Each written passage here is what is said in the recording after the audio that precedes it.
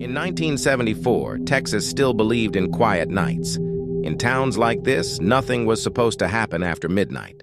The streets emptied, the lights dimmed, and people trusted the dark. That was the year a young woman finished her night shift. She clocked out, said goodbye, and walked toward her car. She never made it home.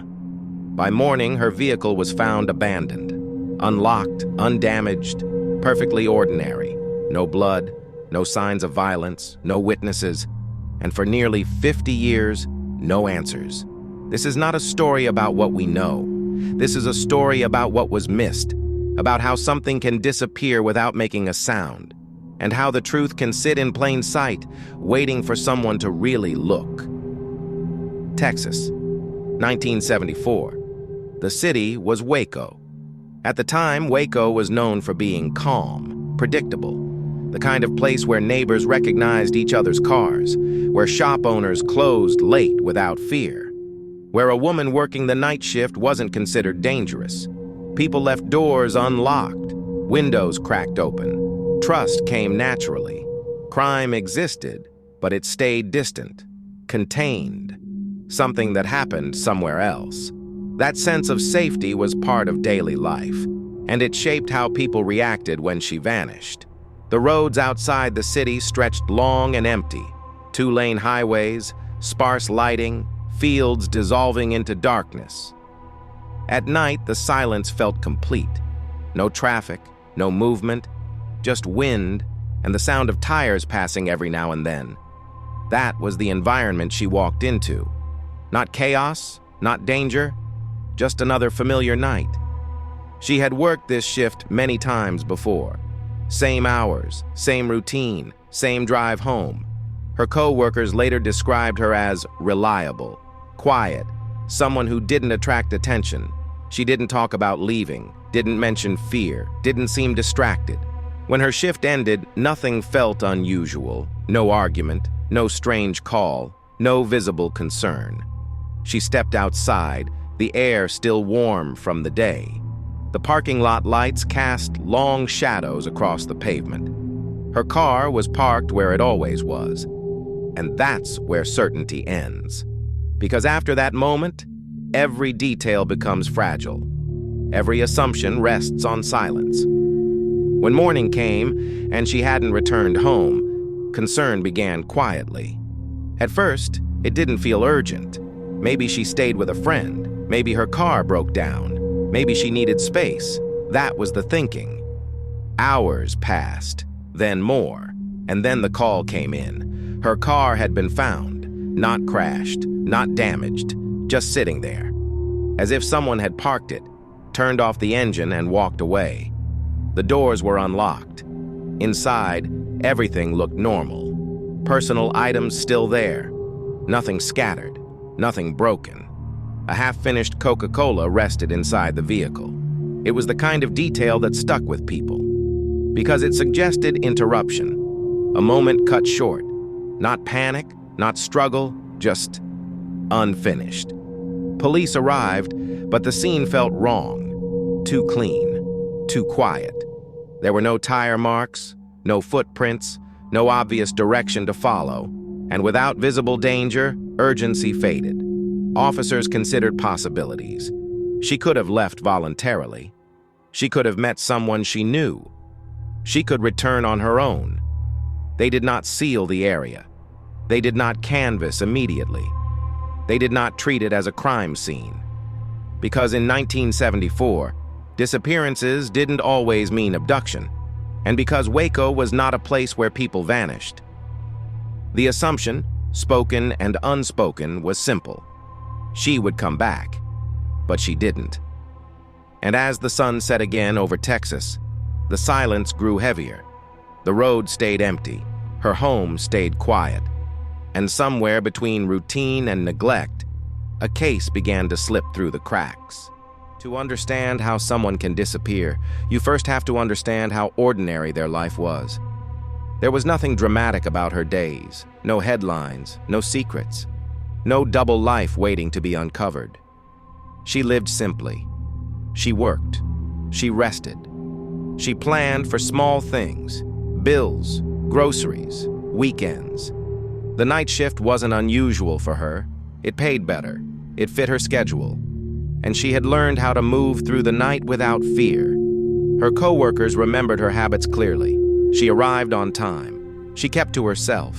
She did her job. No complaints, no arguments, no sudden changes in behavior.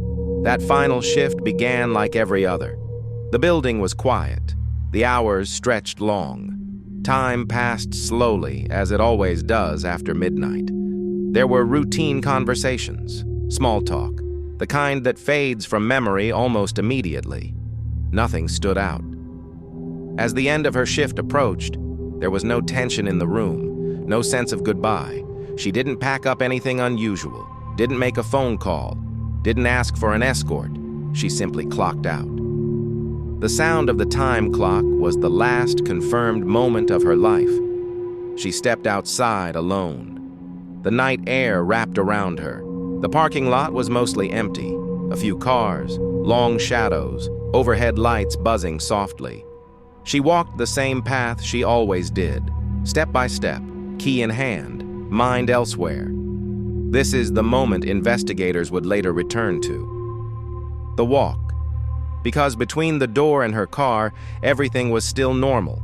The pavement was clean, no debris, no signs of disturbance. Her car waited exactly where she left it earlier that day. What happened next has never been witnessed, but investigators tried to reconstruct it anyway. Did she reach the car? The unlocked doors suggested she might have. Did she sit inside? The Coca-Cola inside the vehicle suggested she had. Was she interrupted? That was the most unsettling question.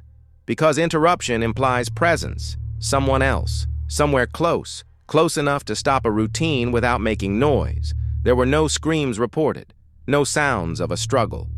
The area was quiet, but not isolated enough for chaos to go unnoticed, which raised a terrifying possibility. Whatever happened, happened quickly, efficiently, and without leaving evidence behind. Her keys were not found nearby. Her purse remained. Her belongings stayed behind. Those details matter, because people who leave voluntarily take pieces of their life with them. They don't leave everything untouched. As hours passed into morning, the absence became harder to ignore. She missed commitments. She missed calls. She missed routine. That was when concern hardened into fear. By the time authorities were contacted, the trail was already cooling, and that delay would haunt the case forever. Police examined the vehicle, but not with urgency. They photographed it. They looked inside, but they did not expand outward. They did not search the surrounding fields. They did not track the road immediately. They did not treat the parking lot as the last place a human being was seen alive. Instead, they leaned on probability. Young adults sometimes leave. Sometimes they need time. Sometimes they disappear on their own. That belief shaped everything that followed. By the time the seriousness was understood, the night had passed. The lot had been disturbed. Cars came and went. Footprints vanished. The silence had already done its work. And somewhere in that gap, between midnight and morning, between assumption and action, the case slipped away. Not because there were no answers, but because no one was yet asking the right questions. The car became the center of everything, not because it revealed answers, but because it refused to. It sat there quietly, as if nothing had happened. No broken glass, no damaged doors, no bent metal, just a parked vehicle waiting to be ignored. Investigators photographed it from a distance. Wide shots, side angles, routine documentation. But what they didn't do would matter far more than what they did. They didn't treat the car as the last physical connection to a living person. They didn't slow down. Inside, the scene was almost unsettling in its normality. The seats were clean, the dashboard untouched, no signs of panic. A Coca-Cola can rested inside, not crushed, not spilled, still upright. That detail would haunt the case for decades, because drinks like that aren't left behind during emergencies. They're left behind when someone expects to come back. Keys were missing, not dropped nearby, not recovered later, gone, which meant she either took them with her or someone else did. Both possibilities were dangerous. Outside the vehicle, the pavement told no story. No footprints, no drag marks, no tire impressions that stood out. But the absence of evidence wasn't proof of absence. It was proof of delay. By the time officers arrived, the parking lot had already been disturbed. Employees came and went. Cars passed through. The ground changed. Every step erased something invisible, and no perimeter had been established. The first hours after a disappearance are everything. That is when patterns are still intact, when witnesses still remember, when mistakes can still be avoided. But here, those hours slipped away unnoticed. As morning turned into afternoon, the case still wasn't treated as urgent. There was no press release, no immediate search, no roadblocks. The assumption remained: she would return. And that assumption shaped the investigation. Detectives reviewed her background. No history of running away, no financial trouble, no known enemies. Her life offered no clear motive for vanishing, which should have raised alarm. Instead, it created hesitation. They searched records, made calls, waited. And waiting is deadly in cases like this. By the time concern hardened into certainty, the night had swallowed too much. The area around the parking lot was finally examined, but now it was just land. Fields that stretched endlessly, roads with no memory. Any trace that might have existed had already been claimed by time. Family members began to ask questions. Why wasn't the area searched immediately? Why wasn't the car sealed? Why were assumptions made so quickly? But those questions came too late. Investigators would later admit that early misjudgment changed everything, because the case didn't grow cold all at once. It cooled slowly, hour by hour, decision by decision, until it became something else entirely: a file, a folder, a name on paper, and the car, once full of potential answers, was released, returned, cleaned, lost to routine. Any microscopic evidence was gone forever, and with it, the best chance of understanding what happened that night. What remained was silence, and silence, once it settles in, is incredibly difficult to remove. The first 48 hours after a disappearance are the most fragile. Memories are still sharp. Details still matter. Time has not yet blurred the edges. But in this case, those hours passed quietly. Too quietly. Police began by retracing what they already knew. She had worked. She had left. Her car had been found.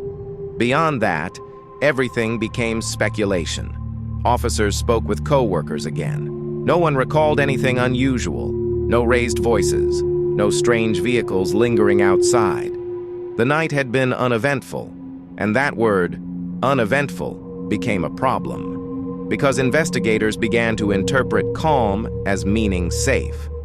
They expanded their search slowly, a few nearby roads, a few surrounding areas, but without urgency, without scale, without belief that danger had occurred.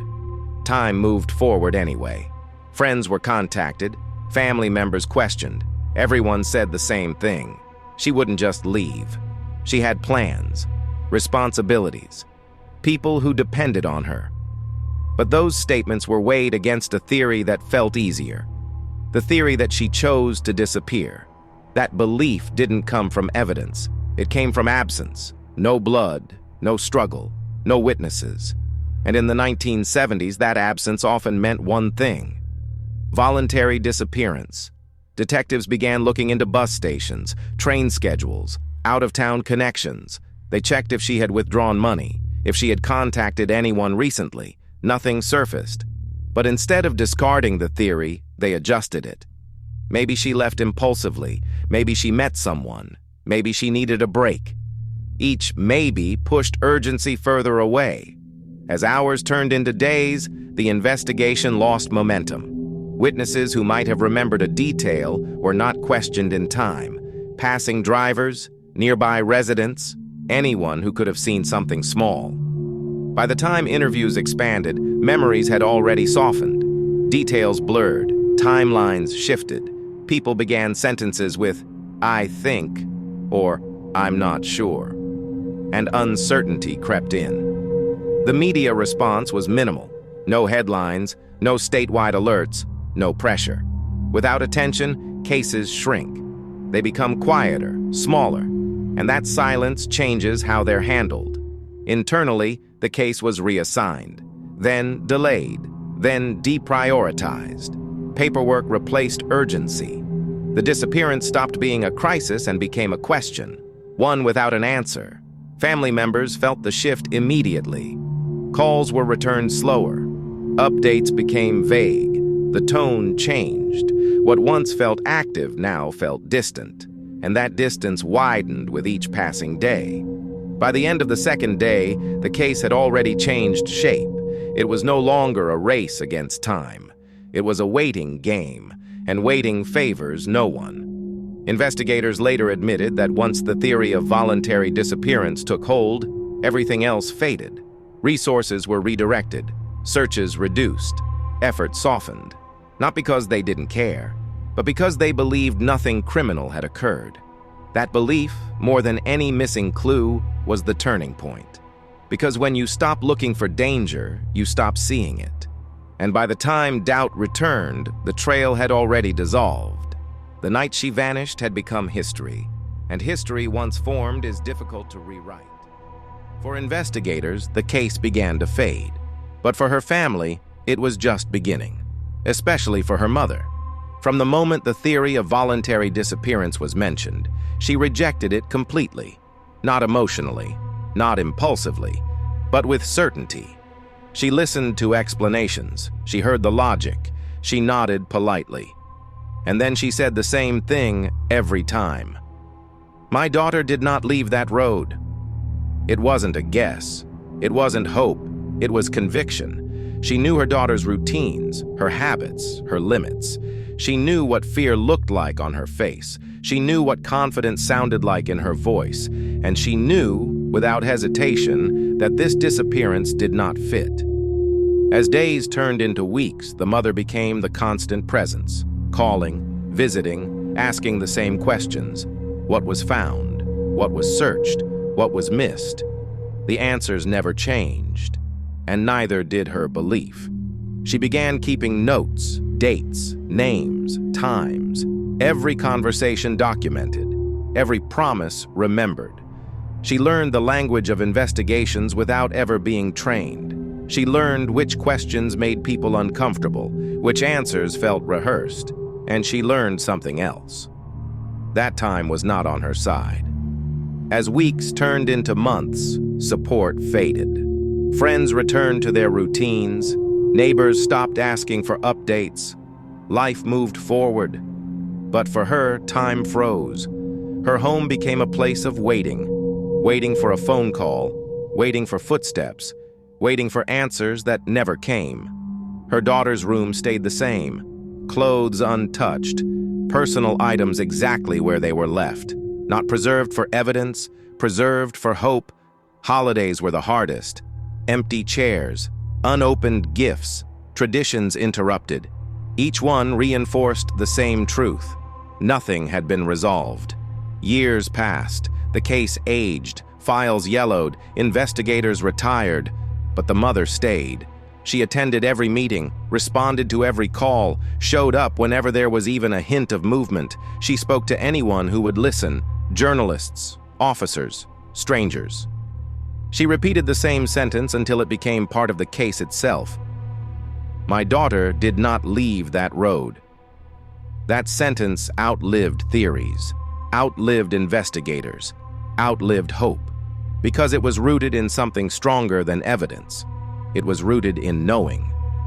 Psychologists would later describe this state as suspended grief, not mourning, not denial, something in between, a life lived in pause. She could not move forward because there was no ending, no body, no confirmation, no truth, only silence. And silence, when it lasts long enough, becomes its own form of cruelty. As the years stacked up, the mother aged, but her focus never drifted. She did not search for closure. She searched for accuracy, for the mistake that changed everything, for the detail no one else noticed. And she believed quietly that one day someone would finally listen. Because cases don't always stay buried forever. Sometimes they wait, just like she did. Time did what time always does. It moved forward. The world changed. The city changed. The people changed. But the case stayed frozen. The late 70s passed quietly. Then the 80s arrived. New buildings, new roads, new faces. The parking lot where her car had been found no longer looked the same. Landmarks disappeared. Reference points vanished. What once felt familiar became unrecognizable. For investigators, this kind of change matters because cases rely on memory, and memory fades faster than evidence. Witnesses moved away. Some passed on. Others simply forgot.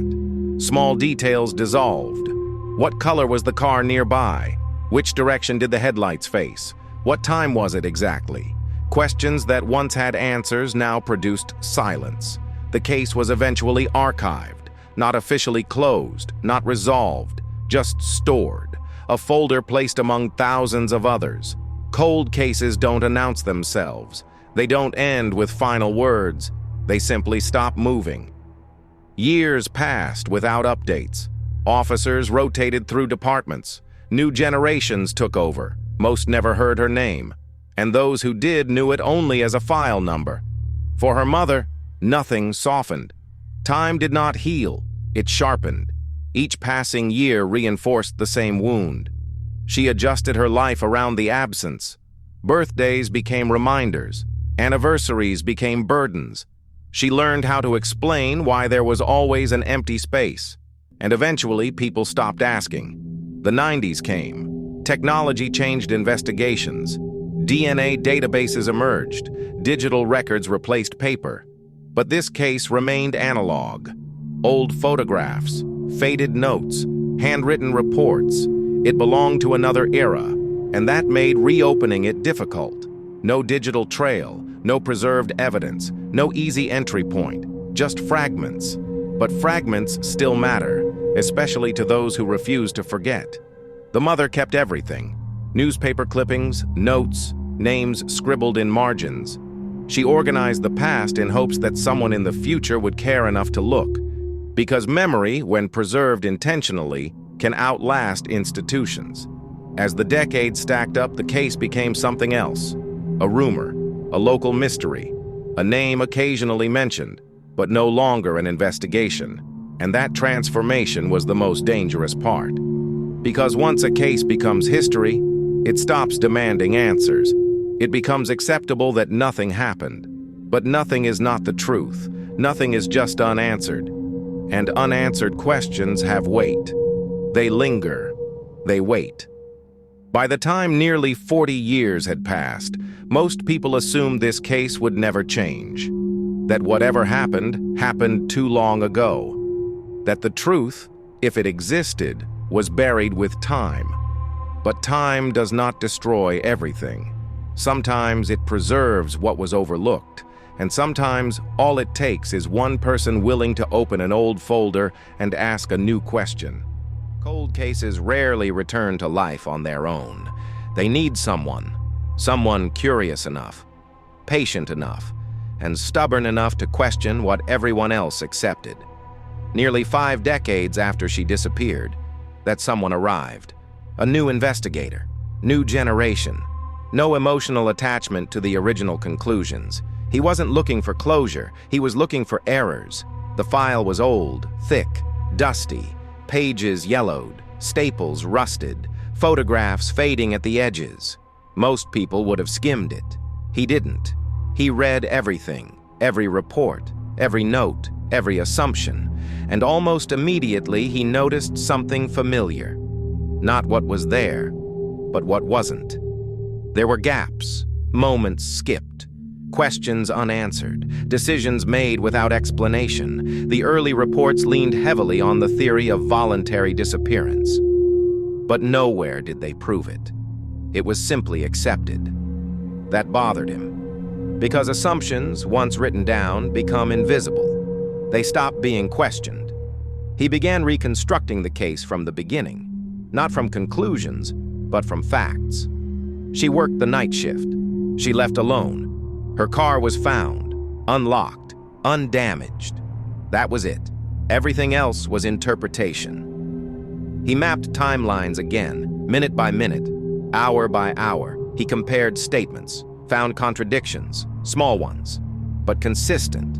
Times that didn't line up, descriptions that shifted. Nothing explosive, just enough to suggest the original investigation had moved too fast. He then turned to the evidence list. What had been preserved? What had been released? What had been lost? Most of it was gone, but one item remained. Photographs, taken at the scene, routine, unremarkable. At least, that's how they were labeled. He laid them out one by one. Parking lot, car exterior, car interior. Each image examined slowly, not looking for answers, looking for mistakes. And then, he paused. One photograph didn't feel right. It wasn't obvious. No dramatic figure, no clear threat, just something subtle, a reflection, in the corner of the image, something that didn't belong. At first, he dismissed it. Artifacts happen, light bends, cameras lie. But he returned to it, again and again, zooming, enhancing, adjusting contrast. The more he looked, the harder it became to ignore. There was a shape, human, standing where no one had been documented, not captured directly, only reflected. And once seen, it couldn't be unseen. He checked reports. No mention of anyone standing there. No officer noted, no bystander recorded. Which meant one thing. If that figure was real, it was never acknowledged. And if it was never acknowledged, it was never investigated. That realization changed everything, because it meant the scene was never as empty as everyone believed. And that raised a dangerous question. Who else was there when she disappeared? The photograph had been taken without intention, a routine image, one of many. At the time, no one lingered on it, no one zoomed, no one questioned the edges. It was filed away, labeled, and forgotten. But now, decades later, it was being asked to speak. The investigator studied the image slowly, not searching for confirmation, searching for consistency. The reflection sat near the edge of the frame, faint, distorted, easy to miss, but it followed the rules of light. It had shape, depth, proportion. This wasn't a shadow, it wasn't glare, it was something solid, captured indirectly. He compared it to other photographs taken that night. Same angle, same surface, no reflection, which meant this image was different. Something had changed. He traced the geometry of the scene, measured distances, calculated positions. Where would someone have to stand for that reflection to appear there? The answer was unsettling. Close. Closer than anyone had documented. That realization forced a reevaluation of the night. If someone had been there, they weren't passing by.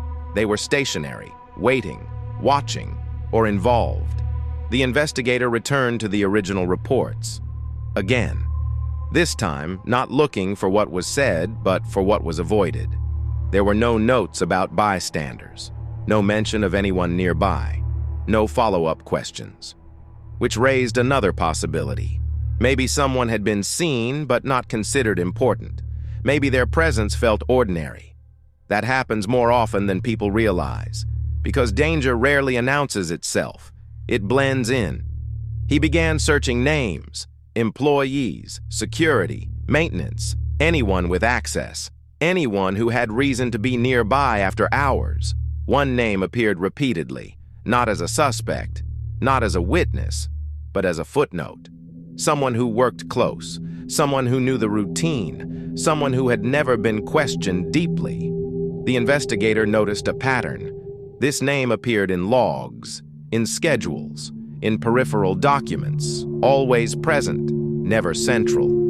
That alone wasn't proof, but combined with the photograph, it became a direction. He dug deeper, old employment records, addresses, associations. The name had stayed local for years. No sudden move, no disappearance, which contradicted earlier assumptions. If this person had been involved, they hadn't fled.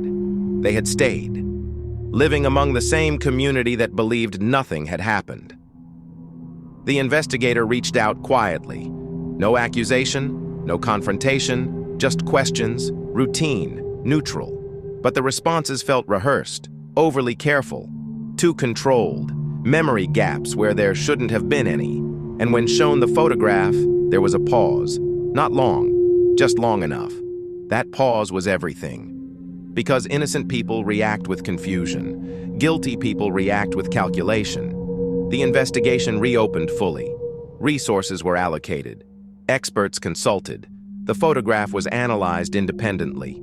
Each conclusion aligned. The figure was real.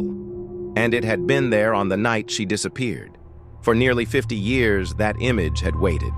Not to accuse, but to be noticed. And now, it had finally found someone willing to listen. Once the investigation reopened, events moved faster than they had in decades. What had been frozen began to shift. Records were pulled, statements re-examined, old assumptions dismantled. The photograph was no longer a curiosity. It was evidence. Experts confirmed what the investigator already believed. The reflection showed a human figure, positioned close, within immediate proximity to the car, too close to be coincidence. That confirmation triggered the next step. The name that had hovered quietly in the background was finally brought forward. This time, not as a footnote, but as a focus. Detectives reconstructed his movements that night. Work schedules, access points, timelines, everything aligned. He had been there, he had opportunity, and he had never truly been cleared. When confronted with the new findings, the tone shifted, confidence fractured, stories adjusted, details changed. And that was when the silence broke. Not with a confession, but with contradictions, enough to justify an arrest. When the news spread, the reaction was immediate. Shock, disbelief, anger. Because the person taken into custody was not a stranger. He was familiar, someone who had lived among them, worked near them, passed them on the street. For years, the community struggled with that truth because it meant the danger had never left. It had blended in. The arrest did not erase the past. It did not give back lost time, but it did something else. It acknowledged reality. It confirmed what one person had known all along. The mother was notified quietly. No celebration, no relief, just confirmation. Her sentence, repeated for decades, had been right. My daughter did not leave that road. The truth had simply taken too long to catch up. In court, details emerged slowly, enough to outline what happened, enough to remove doubt, but not enough to heal every wound. Some questions would remain unanswered forever. And that is the nature of cases like this. Justice arrives late, incomplete, but necessary. The photograph was entered into evidence, once ignored, once forgotten, now undeniable. A single image, misunderstood for decades, had changed everything. It raised a question that lingers far beyond this case. How many other answers are sitting quietly in evidence boxes? How many truths are waiting to be noticed? This case was solved not because new evidence appeared, but because someone looked again, more carefully, more honestly, and because someone else never stopped waiting. Cold cases do not refuse to speak. They wait for the right moment and the right eyes. If this photograph had remained ignored, this case might still be unsolved. A name in a file. A question without an ending. Instead, it became a reminder that silence is not emptiness. Sometimes, it is evidence, waiting.